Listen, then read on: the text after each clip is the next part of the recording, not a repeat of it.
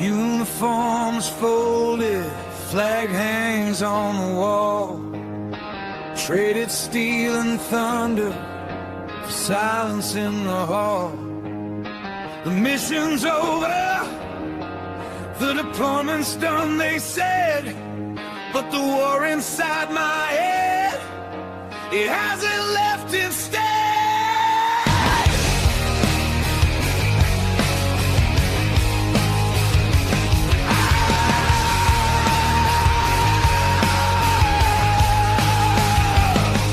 Got the handshake, the thank you, the ticket back home. Now I'm standing on the sidewalk, feeling utterly alone. This freedom is a cage that I can't seem to break. Every single morning it's the future I might forsake. Lost the rhythm, lost the drive, the structure disappeared. The invisible wounds are the ones that are truly feared. I'm walking on a wire, the pressure's coming down. Is there anyone listening in this lonely town? Full speed ahead after battle. Good evening and welcome to Full Speed Ahead After Battle right here on Military Broadcast Radio, the station where we don't just play music, we give veterans a voice. We start tonight with a number that most of you know, but none of us should ever accept, and that's 22. That is the number of veterans we lose to suicide every single day. But when they factor in our brothers and sisters in the first responder community and civilians standing beside them, that number climbs to nearly 30 souls lost every 24 hours. Think about it. In the time that it takes to finish this 1 hour broadcast, it's highly likely that one person will end their life. We're here to stop that clock, and we're here to talk about the transition from service to civilian life, to tackle mental health head on and provide the tactical support needed to drive those numbers down to zero. Before we dive in, we have some massive mission updates. February 4th, down at VFW, Post 10374 in Fort Worth, spaghetti dinner you don't want to forget, because we're hosting the absolute legend, Medal of Honor recipient, Dawn Ballard. Also, Donna Snow of the former Texas Flip and Move. They'll be discussing signing their books and, importantly, raising funds to support our veterans. So mark your calendars and let's pack the house for a great cause. Tonight, we're going to dive deep into the trenches of recovery, and joining me is Daniel McGowan. We're talking about the raw reality of drug and alcohol addiction and how to navigate that chaos to find that inner peace. And I'm not doing this alone. I've brought in a special guest co-host tonight, a legendary veteran in her own right, and a woman who knows what it means to serve and support, and someone I'm proud to call my mother. But the world really knows her as Grams. Grams, come on in. There you go. Come on over here. Grams, how are you doing tonight? I'm doing great. How are you? I'm doing well, thank you. I'm glad you could come down and visit this week. Yeah, I'm happy to be here. All righty. So you ready to get talking about, let's talk about real quick, you're a veteran yourself, right? Yes, sir. So talk about that. When and where? I was a medic in the Army. I joined in 1980, right out of high school. And I served most of my time right here in the great state of Texas. I visited about every single base in the state of Texas. All right. And I asked you tonight because tonight we're talking about drug and alcohol addiction. And you have a little bit of experience with that with family member, right? So what was your experience? No? We'll keep it broad. How about that? She's got some experience, people. She's been there, done that. She's seen a few things. So we'll keep it at that. All right. So to this week, we are bringing in Daniel McGowan for our interview of the week. The interview of the week is brought to you by Jersey Mike's, a sub above. Daniel, welcome to Full Speed Ahead. Thank you. Thank you. Honored to be here. And, thank you both for your service. Appreciate it. Absolutely. So pleasure having you tonight. And, for the people viewing at home, Daniel and I had this discussion before, and I'd like to point it out just because it shows it takes a lot of people to get the help here, right? So, Daniel, you're not a veteran yourself. However, you do come from a background of drug and alcohol addiction, which a lot of our veterans do face on a daily basis. And that is one of the biggest things that leads to that suicide number, not just in veterans, but in civilian worldwide. And so that's why I asked you here tonight, right? So with that, why don't you kind of take a minute to introduce yourself and tell us a little bit about that experience? Sure. So again, I'm Daniel McGowan. I always, whenever I introduce myself, I always start off with I'm a husband and a father, because no matter what else I do, those will always be the two most important things to me in this world. I'm also a certified alcohol and drug counselor, motivational speaker, interventionist. I do a lot of things in the recovery mental health world. And that's because it impacted my life so greatly. I grew up in the suburbs of New Jersey with every chance to succeed. But once I put that drink or drug in me, right, like all bets were off, and I kind of didn't know where I was going to go and where I was going to end up. Today I have 15 years in recovery, but prior to that, I spent probably over a decade in the depths of addiction, detoxes, rehabs, jails, prisons, homelessness, psych wards. Again, all directly related to drug and alcohol addiction. And, it was a long struggle. And I just really pride myself today in trying to, help people not have to walk that path that I walked. There's such a strong stigma around addiction, around mental health. And whatever I can do to help break that, I feel like that's my purpose in this world, and just bringing awareness, bringing education, motivation, helping the world understand that people battling with addiction and mental health aren't bad people. It's not a choice that they're making, Right. and just trying to bring that awareness. I think we've made some big strides recently in breaking that stigma, but we still have a long way to go, and Yeah. that's kind of just what I'm trying to do, wherever I can, whenever I can. Yep. Absolutely. So let's go back a little bit, because to be able to, and I'm sure you're aware of this, to be able to get to that good place, that find that inner peace, you've got to address the past and address that addiction and that darkness. A lot of our times, our veterans, when they come out of the service in that civilian world, they have that hard time finding that camaraderie, that brotherhood, that same structure, right, coming from the military. And that's where they start losing their way, and they start getting in with other groups that drink heavily or turn to the drugs because they know nothing else. Grams, you used to work in a maximum security prison, and I'm sure you saw a lot of addiction within the prison system as well, right? And so, you got any background on that coming from the prison? Yes, I actually retired from working into prison for 20 years. And yes, I did see a lot of drug addiction type cases in there and stuff, from all walks of life. Sure. Yeah. So, Daniel, if you don't mind, let's get a little bit into your past. What brought you to where you are now? Because I know you went through some dark times. I did myself. Sure. So let's start in the beginning.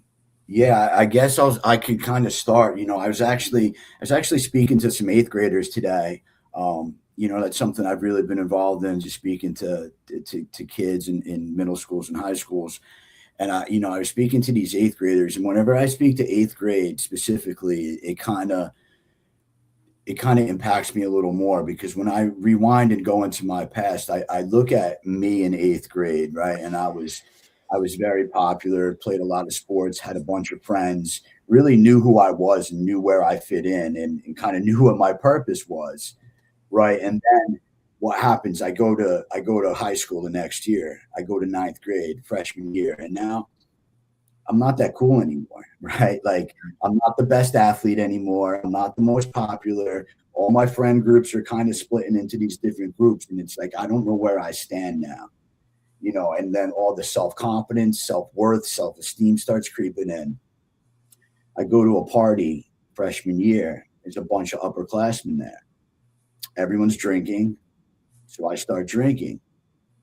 I proceed to get drunk. What happens is everybody loves me now. I said, that's it. I figured it out. I figured out who I am. I figured out where I'm going to fit in, and I figured out who my friend group's going to be. I don't care that it's negative. I just need somewhere to fit in so I don't feel so alone. Right. Right. And that just proceeded, that progression just everything just kept progressing. I said, I'm going to smoke more weed and drink more alcohol than this high school's ever seen. And, proceeded to almost do that. Right. And in high school, it was kind of cool, so to say. Right. Right. But 21, 22, 23, everybody's moving on, getting married, having kids, finding careers. And I'm still working dead end jobs, just saving up money so I can drink and get high. Because why? Because there's a void, right? There was something missing in here, and I just had to figure out what that was. Unfortunately, it took me a long time to figure it out, but I was able to do that. And I think, I think that's important, right? Like, I think people get to a point where the drugs and the alcohol become a solution for something else, right? And we got to figure out what that solution is. Right. A lot of times, probably what you see with the kind of work you're doing is it becomes that solution to that trauma, to that PTSD. Like, I don't want to think about what I saw or what I went through. Right. And even though this drink or drug will just numb me where I don't have to think about that, right? But Yeah. Well, what happens, right? The drink or drug wears off. That original problem is still there. And now that alcoholism or addiction is progressing, and now you have two problems, right? Because you don't want to focus on that one problem because it's heavy. It's deep stuff to deal with, and that's what I always challenge people to, right? Like, that drink or that drug, that short-term solution is just causing longer wreckage. Where if we could try to find a way to flip it and go through that short-term pain, which, like, dealing with the trauma, the PTSD, the anxiety, the depression, the whatever problem we're trying to solve, right? If we could just flip it and go through that short-term pain and handle that problem directly, right? And then we get to the other side and we're stronger because of it, but that drink or that drug, it's instant gratification, right? Like, I take that drink or that drug, I feel those effects instantly. And I think sometimes as human beings, right, we like that short-term solution. We don't care about a week from now. We're worried about right now in the moment. I don't like the way I feel right now. Give me a drink of something to knock this feeling out of me instead of just pushing through it, and that's something I preach wherever I go is just like, what problem is this drink or drug your solution to?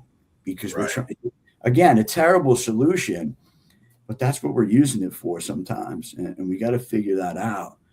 Yeah, because when we talk about veterans getting into drug addiction, alcohol addiction, it's because we suffer, like you said, the trauma, the PTSD, all those different experiences, battle, and when we come home, we don't want to subject our family and our friends to those memories, right? And so we don't want to open up and share that stuff with them so that they have that, and they're like, well, what did he do over there? Now they got all those memories racing in their minds about what we did.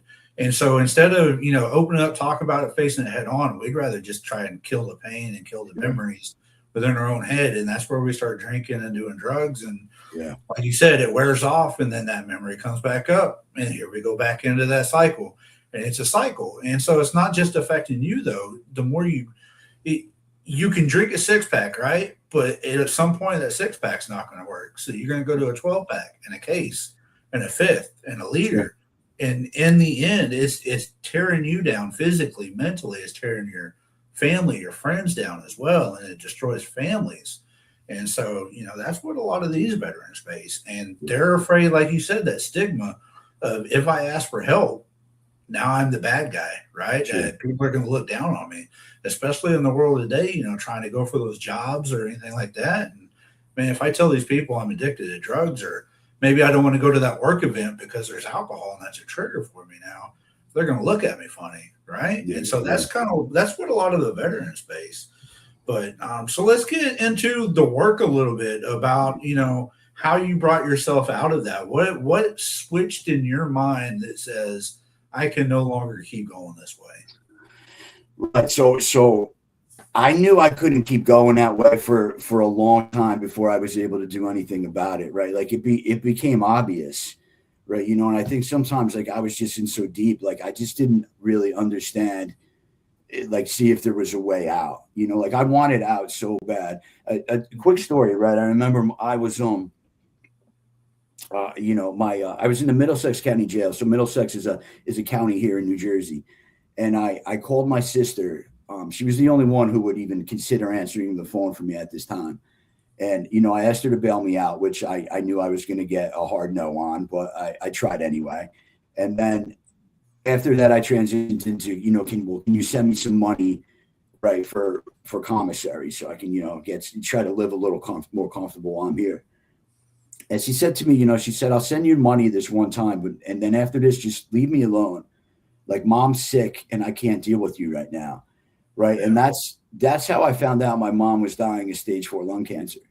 Right. Wow. Because I was so immersed in drugs and alcohol, it was drugs and alcohol first, everything else distant second, including family.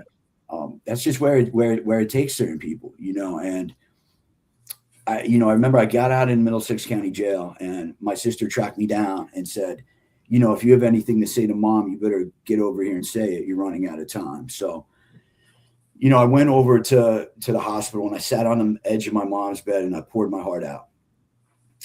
But I was a little too late, because like she was so weak from the chemotherapy that all I got in response from her was moans and groans. She was too weak to put a sentence together. And I left the hospital and I went to a bar to get drunk, right? Because poor me, like my mom's dying, right? Like everybody feels sorry for me now, right? It's a very selfish disease, the alcoholism and addiction. Plus, I don't want to deal with the fact that my mom's passing away and I've been in active addiction for all these years, right? So let me go numb this instead of facing this problem head on. That's my solution for everything. My sister tracks me down again and says, Mom just passed away, Now, today, I can sit here and tell you guys, like, I know my mom was waiting for her only son to get there before she let go. But in that moment, it was really tough, right? Because I didn't like the way I was living. I didn't see a way out. I was also a mama's boy growing up. Me and my mom had a great relationship until addiction took over. And then that kind of severed it. And here I am dealing with that guilt and shame of, wow, I was too late to the hospital to even hear what she had to say to me. Yeah. Mom passes away. My dad says to me, do you want to, be a pallbearer at your mom's funeral? And, of course I do, Dad. And, he says, well, just don't embarrass the family. And now I'm like, oh, how could you say that to me? Right. Right. Everything about me. How could you say that to me? I'm so insulted. All he meant was don't show up drunk, don't show up high, don't show up with one of your deadbeat friends that you're associated with, which he was in his right to say. And what I'm getting at is because I remember this like it was yesterday, right? I was in active heroin addiction at the time, right? And if I didn't have heroin every couple hours, I would get violently sick. So before my mom's funeral, I remember sitting outside the church, pulling up my sleeve on my dress shirt and injecting that needle into my arm. And as I'm injecting that needle into my arm, I'm looking up to the sky and praying to a God that I definitely didn't understand and was still struggling to have that belief in that moment. But I was praying to somebody, right? Like, please, God, get me out of this mess as I'm injecting the heroin, right? And like, that's the contradiction. I want out so bad, but I'm in so deep. How do I get out? Right. And like, I wanted out of this mess way before I was able to do anything about it. Fast forward a little bit, because I want to answer your question. It's just going to take me a minute to get there, and Good, man. I was committing a lot of crimes at this time in my life to support my drug habit. And one day I was coming back from North Jersey in a bad urban area where I was, purchasing the heroin from. And my dad lived on a dead end street at the time. And my friend was driving. We turned onto the street and we could look up the street at my dad's house and see all the police sirens outside my house. My house was getting raided. The detectives outsmarted me. I thought I was, so smart and they were never going to catch me. But, of course they did. And my friend said to me, he said, what do you want to do right now? Do you want to like kind of make a K-turn and we can get out of here? And I'm, in like 5 seconds, I made the decision. It was like, and go, where am I going to go? Like just go on the run, live in the woods. Right. And I remembered really quick that moment where I was putting that needle in my arm and praying to that God for a way out. And I said, you know what? Maybe this is the way out. Like, I can't stop on my own. I need some kind of consequence here to get me out of this mess, and prior to that, maybe a couple weeks prior, I was on the side of my dad's house, just broken mentally, spiritually, emotionally. I thought about suicide often, but I didn't want any more pain. You know what I mean? Like, and I figured that would just hurt even more. If there was a pill I could have took that would have guaranteed I didn't wake up, I would have took 2 of them just to make sure they worked. Like, that's just how spiritually I was broken at that point in my life. And I remember I was on the side of my dad's house, and my mom loved, when she was alive, she loved nothing more than her rose bushes. And, keep in mind, this is New Jersey, the middle of winter. It was, not a flower growing in sight. And I looked at my mom's rose bushes, and there was one rose growing in the middle of winter. And I filed that away. I didn't get clean and sober that day, but I filed that away. And then when, my friend asked me, do you want to get out of here? I remembered that rose, and I remember praying to that God I didn't really understand. And I said, I got to go face this. Maybe this is the way out that I've been looking for, and that was like the end and a new beginning all at the same time, because I went up there and, I was arrested, and, I went to the Monmouth County Jail here in New Jersey, and I spent about a year there before I went down to state prison. But it was the start of a new beginning, because, I remember I started going to AA and NA meetings, Alcoholics Anonymous and Narcotics Anonymous, when I was in the county jail. And I remember this one man I remember still today, because he was another inmate, and we were sitting in a meeting in the gym at the county jail, guards all around us. And he was about 50 years old at the time, and he just came back from sentencing that day, and he signed for another 25 years. And he looked at everybody in the room and he said, "It's okay, guys. I'm finally free." And that, that blew my mind in a moment, because it was like, man, you're 50, you're going to do another 25 years, and you're talking about how you're free, and he just began to explain that, when he was out there, so-called in the free world, his family wanted nothing to do with him. Kids, grandkids weren't a part of his life. But since he was incarcerated and he was working on himself, and he was back in touch with his religion and his spirituality, and he was trying to better himself, his family was part of his life again. And to him, that was true freedom. And I think about that man often, because there's really no difference between me and him, except that I was just given another chance, and just out here making the most of it. So, went down to state prison, finished my time. And then when I got out, I remember my dad saying to me, you can come back and stay with me, but this is your last chance. Yeah. And in the past, he said that a few times to me before, but there was something different in his voice. There was something different in his eyes this time. I knew he meant like this was my last chance, and I just hit the ground running with jumping into, Alcoholics Anonymous and Narcotics Anonymous, and just surrounding myself with a good group of strong men. When we look at addiction, we look at, physical dependence, mental obsession, and then spiritual malady, right? So for me, the physical dependence was long gone. The mental obsession was kind of starting to subside. I wasn't just thinking about drugs and alcohol all day. And now I had to work on that next piece, that kind of like spiritual component, which, when I say that, it doesn't have anything to do with religion or God if you don't want it. It's just that spiritual component, that's something in here that's missing. And how do I fill that?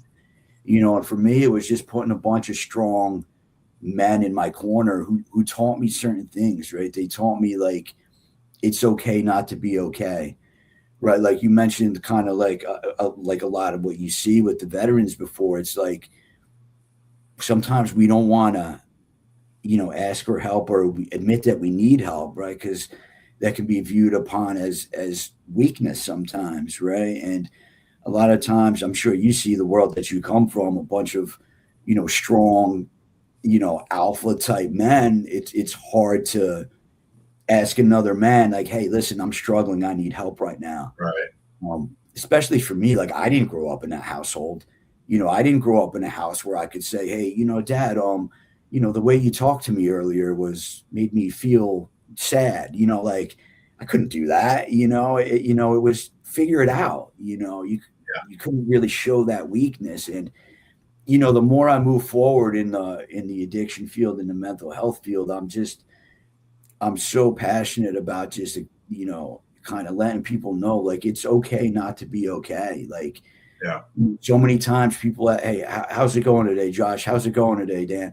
Oh, I'm fine. Everything's good. Mm-hmm. Meanwhile, it could be far from that, but we're just so conditioned and programmed to just, say everything's fine and everything's okay and I'll figure it out. And like, listen, life's hard, life is hard, and it's okay to need help. It's okay to have weak days. It's okay to like just need someone to be there for you. And that's, it's the message that I just continue to carry. And, you just mentioned that the alpha type male, right? And we don't want to ask for that help from our guys. But what I try to remind all my guys is when you served, you asked for their help, right? To watch your six, to be on your left, to be on your right, cover your ass in battle. It's the same thing, right? Addiction, anything else, it's a different type of battle, but you still got to be able to ask for that help. And that's that mentality that we got to break. We got to break it. It's okay to ask people for help because it's just a different mission, right? You still got to, you can't do this alone. Coming out of addiction, coming out of the service, you can't do it alone. You got to have that support system with you. And, another comment that you made was finding that higher power, right? And I had a conversation with a priest one time, and he explained to me that God doesn't necessarily stand for God, that God can stand for good order and discipline. And everybody's higher power is different, right? You might have God, you might have Buddha, Jesus, whatever it might be. You've got to find that higher power for you, that thing that's going to keep you driving forward. That's what's going to carry you out of the darkness. So, you know what? We're going to take a quick break. And then when we get back, we're going to start talking about the good side of recovery, moving forward, the things that you're doing now to help other people with the addiction. So we'll be right back after these messages. Great.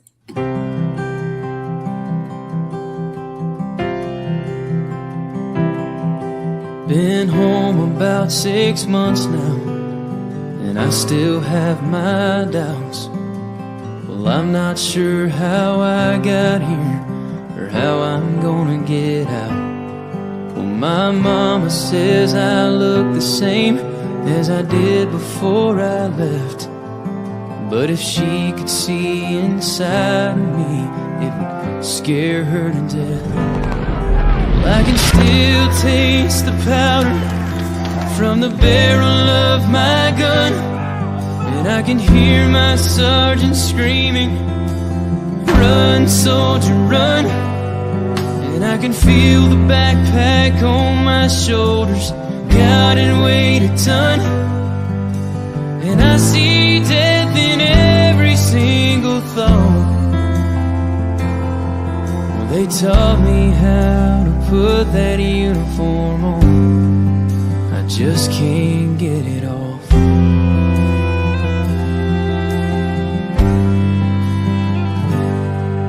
Last Saturday they honored us in a small parade downtown. And when they shot off those fireworks, I nearly hit the ground. And while they smiled and cheered for us, all I could do was stare. 'Cause part of me is here at home, but part of me is back there.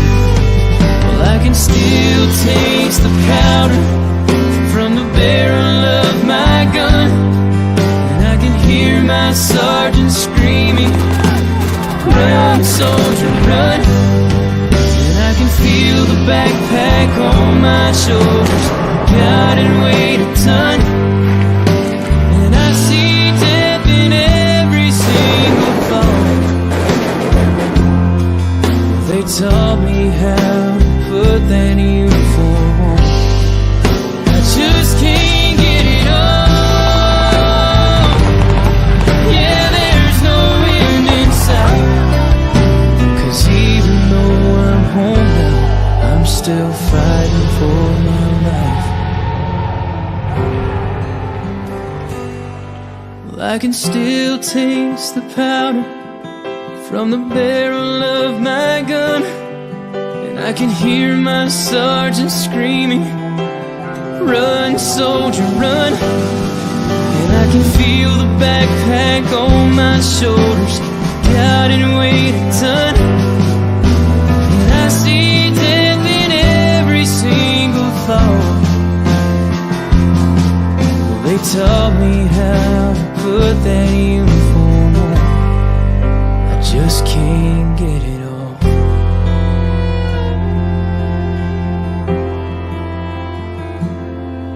Well, the devil's won some battles, and he may win some more.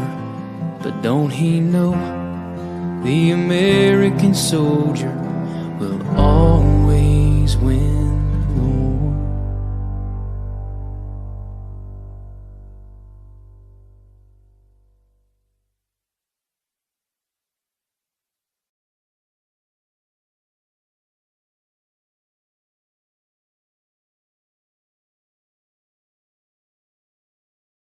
All right, ladies and gentlemen, we're back here on Full Speed Ahead After Battle.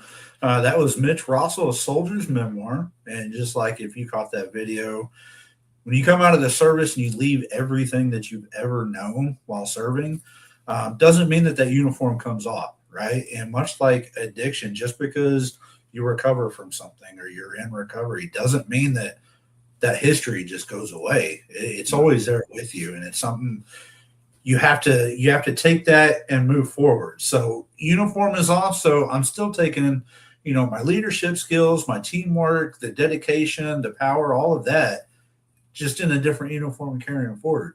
And, Daniel, I see we've got a lot of great comments coming in about, supporting you, and you're doing some amazing work out there in your recovery. So let's talk about that. Once you got into your recovery and you started helping other people, why that mission now? Why are you out there helping other people? Yeah, it's just obviously it's so personal to me, and I mean it's a family disease, and I look at everything my family had to go through, and for me, if I can help one family not have to go through that, then I consider all this as a win. I remember my mom said to me one time, she said when she was alive, she said, every time the phone rings at night, I'm preparing myself for a phone call saying, ma'am, we're sorry, your son is no longer with us.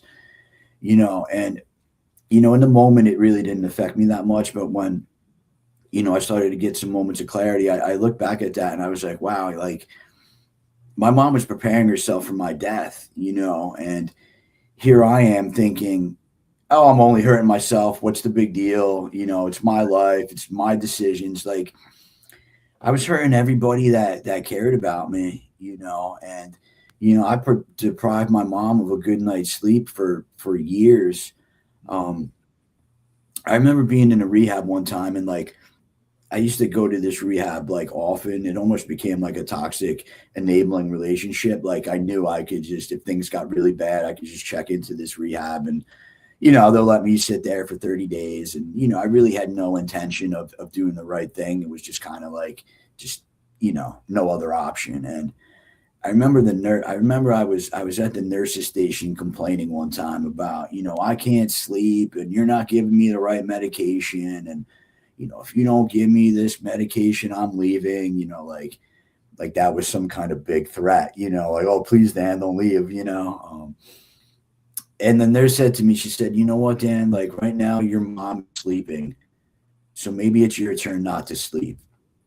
And that was powerful, right? Because, what she meant was like the only time my mom got a good night's sleep is if I was in jail or in a rehab or in some type of facility, because, at least she knew I wasn't going to die that night, and, once I started to get some clarity, all these like kind of things that happened throughout my life started to kind of really resonate on a deeper level. That's why, something I always say today is like, somebody may not be ready to get clean and sober today, but we can never underestimate the power of planting seeds, because maybe like a year from now, somebody will be sitting somewhere and be like, oh, you know what Dan said a year ago, like now that makes sense.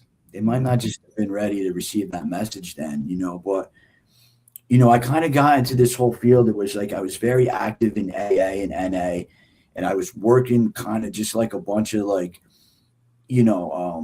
just jobs that weren't going anywhere, like there was a guy in AA who was like a carpenter and there was a plumber and a landscaper. And, they would all keep me busy and give me work. But it was like, where am I going like career wise, And, I was, I had a large gap in employment from years of incarceration and, full arm sleeve tattoos. It's like no experience in anything. Like, who's really going to hire me? And one thing I always kind of had a knack for is kind of speaking openly and honestly and being really vulnerable about recovery. And, a buddy of mine from AA was working at a treatment facility and he said he could kind of get me in on like an entry level position. And I said, why not? What do I have to lose? Let me give that a shot. And, I got my foot in the door over 10 years ago at a facility and I was, working the graveyard shift, just checking in belongings when people came in and just, doing the real kind of frontline grassroots part of the recovery field. And I just haven't stopped. And I've been able to kind of carve out a really kind of nice career and nice life for myself with it. And, it's just like the best of both worlds. It's like I'm able to make a career out of it. And I'm also able to impact and help people, on a daily basis, and it's, if, there's that saying, right? Like, if you love what you do, you'll never work a day in your life. And I really kind of, believe that, right? Especially today. So, right now I'm working at a place in Marlton, New Jersey called Tribe Intensive. And, actually one of the owners who founded the place is, ex-Marine who battled addiction. And, I just really feel like I finally kind of like really found a home, because, I've worked for a handful of treatment facilities, like all different levels of care. When I say levels of care, what I mean is like, there's like the detox level, the residential level, the outpatient level, and I just kind of really feel like I found a home at this place, and my values and mission align with the companies. Because when you get into the treatment world, sometimes things get, sometimes people forget why they got into this in the first place, right? Like, Yeah. it becomes less about helping people and more about just, insurance reimbursements and Right. things like that. And where I'm at now, that doesn't happen. Like the mission stays the mission, and it's for me, it's just always been about purpose, right? I remember one time I was in early recovery. I was probably clean, sober, whatever language you want to use, for like a year or two, and I was just kind of like, but like now what? Like what comes next? And I found that what comes next by working in this field, and it's just been great, and just forever grateful that like there's a saying in recovery, right? Like it's getting that life beyond your wildest dreams. And I just feel like I have that, and it's such a miracle, like, because again, I'm that guy who was on the side of his dad's house just like wanting to die. Yeah, doing something and supporting people, it always helps I when remember being in there's a town in New Jersey called Patterson, which freezing up there. Sorry. All right. So I was just saying that, when it hits closer to home for it, that's when it's almost not like work. It's helping other people, like with me trying to help veterans with that transition. I struggled for so long with it. It hit close home to me. And that's why, if I can help these other veterans do that, that's what does it for me. But let's talk about the new perspective support services that you're working with. sure. Let's talk about that a little bit. Yeah, so that's just a little side project I started. It's my LLC. I kind of do some things through that. Motivational speaking, interventions, and just some like work with families. Just kind of whatever somebody needs from me out of there. I'm willing to do. The motivational speaking is a big, kind of a big passion of mine. Again, I told you, I think I mentioned I'm, anywhere from 6th to 12th grade, I try to get out to the local high schools and speak to the kids, and, it's funny. I was at 8th grade today, and, just that innocence in the room, and, it's just it's so great to see like today, like we look at the youth today, and I think like it's a little different than when I was in high school, right? Like I think when I was in high school, it's like if you didn't drink or use drugs, it's almost like you were made fun of. And now like we're slowly starting to see it's kind of flipping. And now like the kids who do drink and use drugs are almost becoming the kids who get made fun of, right? And I like to think that like all the work, that people in this field have done with breaking the stigma has kind of played a role in that, with the education, with the motivation, we're starting to see that kind of flip. And, I love when I go speak at a middle school or high school and nobody has any clue what I'm talking about. Like, good. Let's keep it that way, and yeah, so, I just started the LLC, again, I'm big on purpose and just kind of wanting to progress.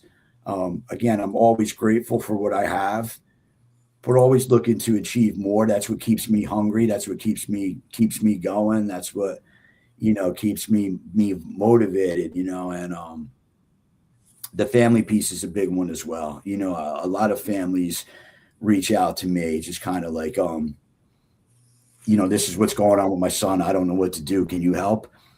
Absolutely. You know what I mean? Like, let's talk, let's see what we can do, because addiction kind of tears families apart, and recovery puts families back together.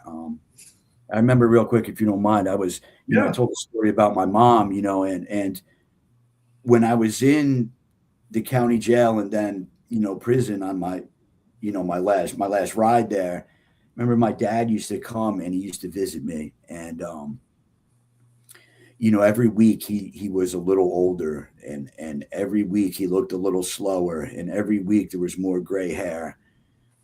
And I said to myself, I said, man, I lost my mom in active addiction, and now there's a chance I'm going to lose my dad when I'm incarcerated. Like, if I got to make this right if I get a chance.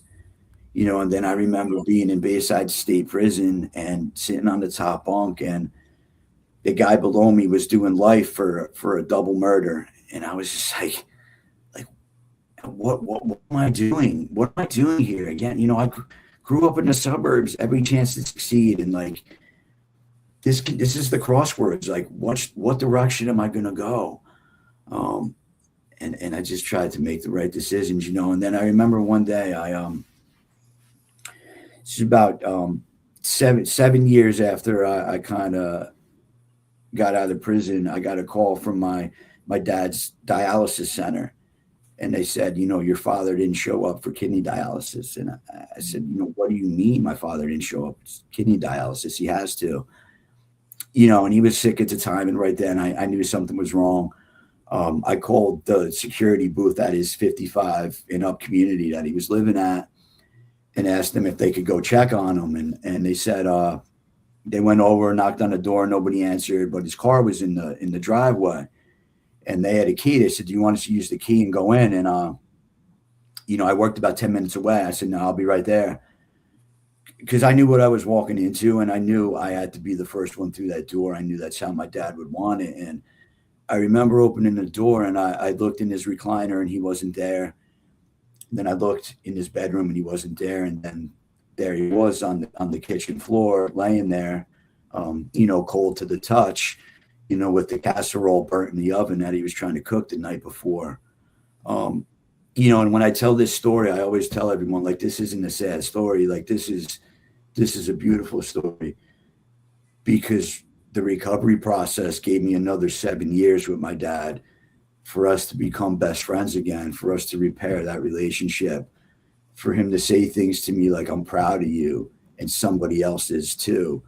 And like, I knew who he meant. He was still so torn up from my mother's passing that he wouldn't even say her name. He would just speak like, somebody else is proud of you too.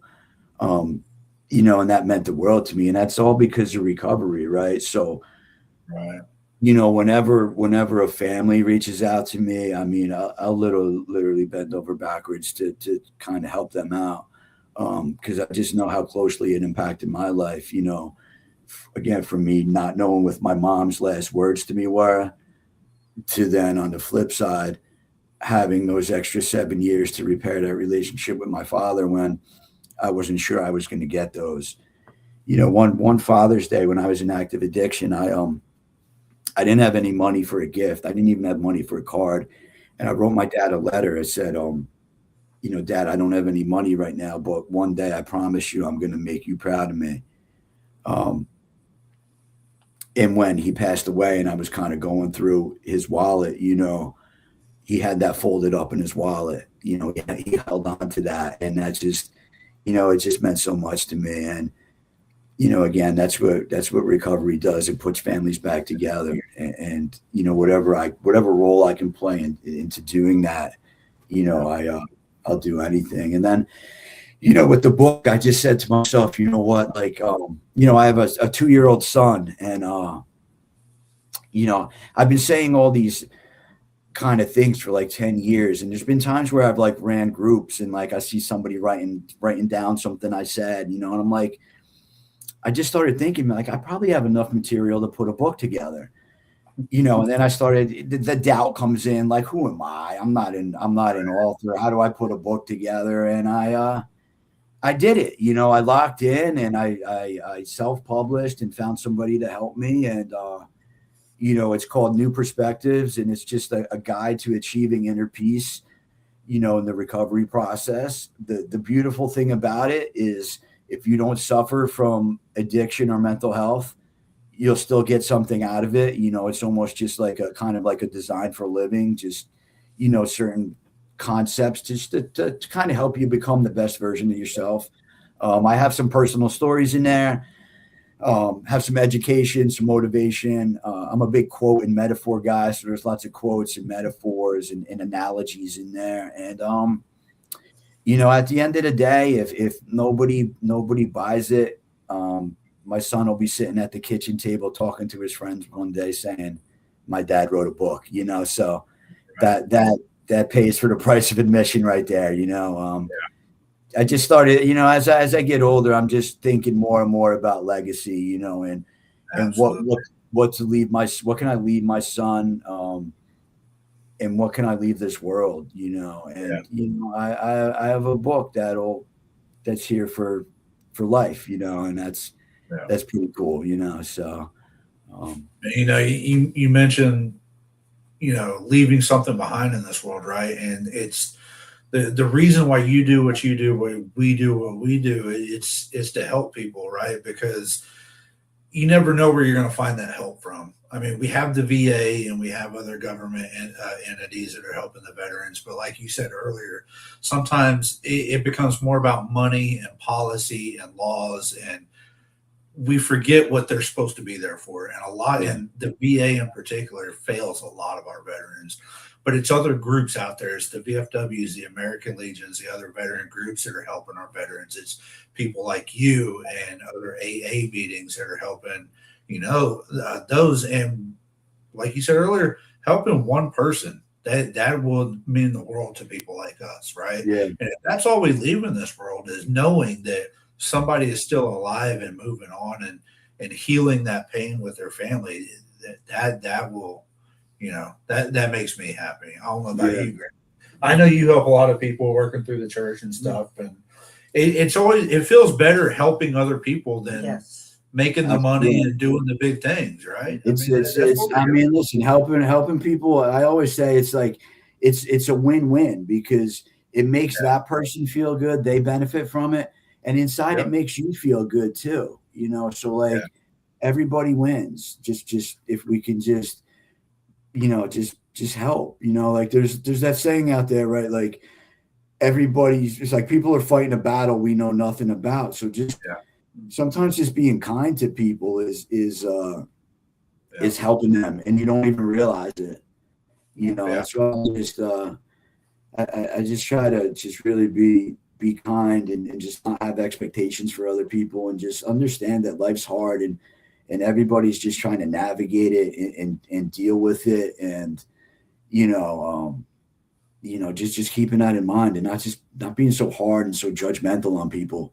Right. I think it's just something we all could benefit from, especially the state of the world today. It is just giving each other a break. That's exactly right. With the world today, I mean, there's so much chaos and everything going on. And you mentioned in the beginning of the show about breaking that stigma, and you have that shirt there, Normalize Sobriety. So I want you, what is it what is your message about that, about breaking the stigma with addiction? And there's still people too, right? They still can lead lives. What is your message for that? Yeah. That's a good question. I guess just for the people going through it right now, there is a way out. There is that better life out there for you. I'm not going to sugarcoat it. It's going to take some work. It's going to hurt a little bit. It might hurt a little bit physically. It's probably going to hurt more mentally and emotionally. But if you want that life that you deserve, right, it's out there. And there was a point in my life where, like, if somebody said that, I would be like, yeah, that sounds good, but like, that not for me. Like, I'm too far gone.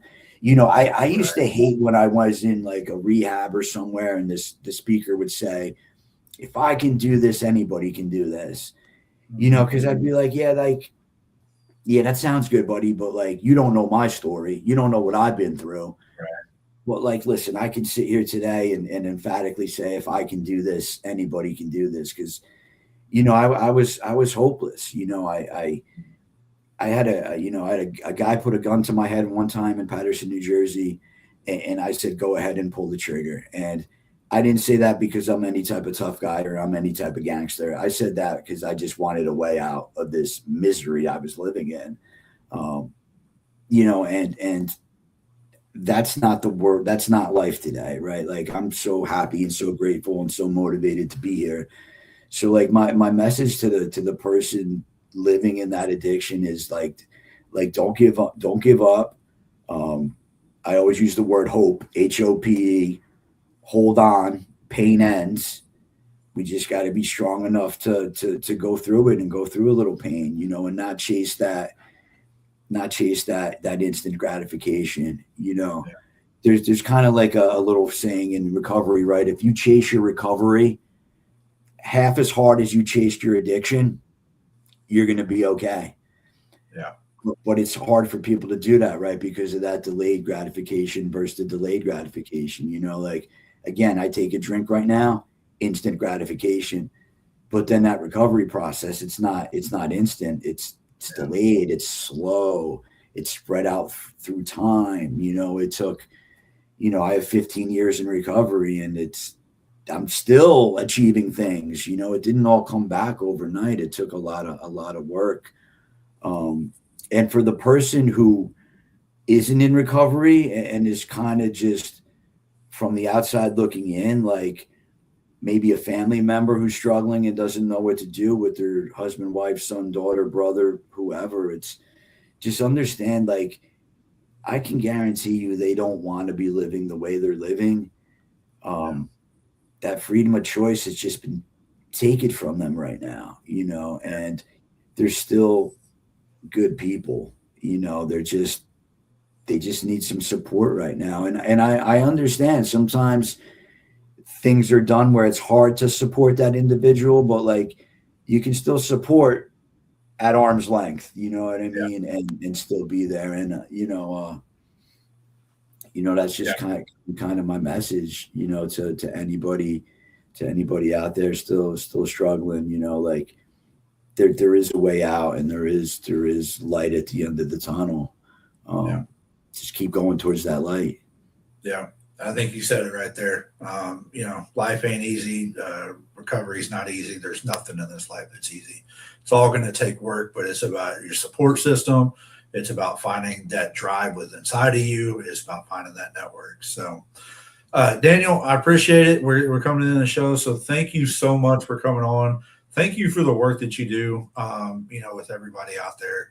I know it's not an easy job, but, people like you are saving lives out there. So good luck with everything going on, and I hope you continue with everything that you're doing, man. Great. I appreciate it. And you as well. You're doing important work out there too. So keep doing what you're doing. You too, Grams. Thank you. You got it. You're doing a great job. We're very proud of you. Absolutely. It was great coming on. Thanks, guys. All right. Thanks a lot, Daniel. You got it. Well, Grams, this is the end of the show, and normally he already wrapped it up, but I give all my guests 2 minutes, run through the 2-minute drill to speak your mind and speak your heart about what we talked about today, what the message you want to put out there, whether it's veterans, whether it's family. This is your 2 minutes to put out into the world what you want people to know. I would like people to know, never, ever be afraid to ask for help. There's always hope. If you just say one kind word to a person, it could turn their whole day around. And sometimes that's all it takes, is just a kind word to get a conversation started that someone might need to hear. And you might be able to help that person off of that one word. And that's coming from a lady that will talk to literally anybody. I'm telling you, we went to the stockyards this weekend, and she talked to half the people at the rodeo. I'm surprised we didn't end up riding the horses themselves. But Grams, thanks so much for coming on to the show, being the co-host. I appreciate it. I'm going to kick you out of here now so I can wrap up my show. All right. Well, thanks, everybody. All right. That brings us to the end of the show with tonight's mission. A massive thank you, Daniel McGowan, for joining us. Daniel, transparency on the battle with drug addiction, the hard-earned path to inner peace is exactly the kind of tactical truth our audience needs to hear. Reminded us tonight that while in the storm might be external, the anchor is always found within. To everyone watching or listening, if you're in the middle of your own struggle, remember that full speed ahead doesn't mean you don't hit obstacles. It means you don't let them stop your progress. Connection is the best medicine, so reach out, check your signal, and keep moving toward that inner peace. Don't go radio silent on us. Stay tuned for next week, where we'll be sitting down with Doug Belkifer. Doug is the founder of Forging Truth and the creator of the Phoenix Quest, and we're going to dive deep into what it means to rise from the ashes and rebuild a life of purpose. Until then, check your gear, check your buddies, and keep it full speed ahead. Dismissed. Life is like a duck. Tough times don't last, but tough people do. Here at Military Broadcast Radio, we're teaming up with our friends at Die Tired, the veteran-friendly music band spreading strength, resilience, and mental health awareness one shirt at a time. And check this out. Their brand new shirts feature broadcast beaker right on the breast pocket. A reminder that you can weather the storm, and you're never alone. Shirts are only $25, and proceeds support giving veterans a voice. MBR's mission to teach veterans how to podcast and videocast. Because when our vets are talking, they're not overthinking. They're not second-guessing. Together, we stop the 22 stigma. Grab your shirt today at mbradio.us and hit the shop. Or go directly to toramerch.printavo.com/merch/dietiredband. That's toramerch.printavo.com/merch/dietiredband. Suit up, stand strong. Remember, we're unduckable together. You're built tougher than the storm. Ladies and gentlemen, thank you for tuning in to Military Broadcast Radio. As we wrap up today's show, we want to remind you that the podcast of today's episode will be available right after we go off the air. So if you missed any part of the show or want to listen again, be sure to check it out. And remember, we're here to support and honor our veterans. Your stories and experiences matter, and we are committed to giving you a platform to share them. That's right. We're here to give our veterans a voice.